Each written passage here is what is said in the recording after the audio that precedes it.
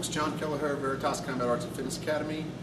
This is part of our 360 Leadership Outside the Dojo Safety Series. And today I wanted to talk again about school safety. Kids are going back to school this week, so I wanted to talk about a little bit of things, remind you of common sense things but that you may have forgotten because it's been a few months since school. So yesterday we talked about pedestrians who walk to school. Today we wanted to talk about school bus safety, about safety tips for kids if they're driving to school or from school on the bus. First thing that we wanted to talk about today, again, it goes to being aware of your environment and avoiding distractions.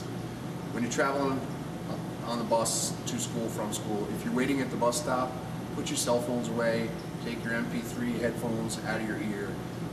It's a lot safer. You're standing on a busy traffic. There's a lot of traffic at that hour going to school, and if you're distracted, if you're not looking, you could get hit by a car. If you have earphones and you're listening to loud music, you wouldn't hear if someone told you that there was a car coming or a horn beeped or something like that.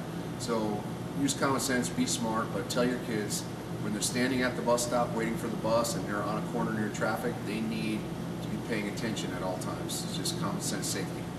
The second tip we have is when you're crossing the street near a bus, always make sure that you cross in front of the bus, not the back, not the sides. If you have to pass in front of a bus, the bus driver's best line of sight view for you is through the front windows. So when you're going to walk in front of a bus, always do it from the front.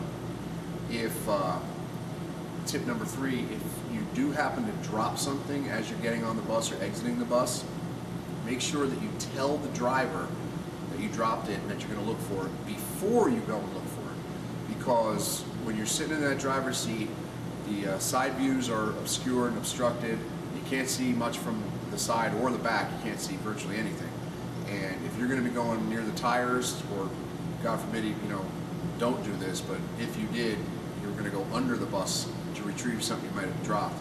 Make sure the bus driver knows you're there before you go to look for it. So if you drop something, there's nothing that you could drop that would be worth losing your life for. So make sure if you drop something, you're going to go get it. Tell the bus driver beforehand, and make sure he says it's okay before you go to get it. Next tip is when you're on the bus. This is the last tip. We have 4 quick tips today. When you're on the bus, make sure that you stay seated at all times and make sure that you're facing forward. It sounds very, very simple, but school buses, they're driving through heavy traffic a lot of times, and bus drivers have to stop and start abruptly many times. If you're twisted in your seat and the bus driver, God forbid, has to slam on the brakes or does impact something, if you're not seated in your seat, you can become a projectile. You can go flying down the aisle. You can smash into the back of the seat in front of you. Very important. Sit in the seat, face forward, keep your feet down, and be courteous. Be courteous to the bus driver. They're working hard.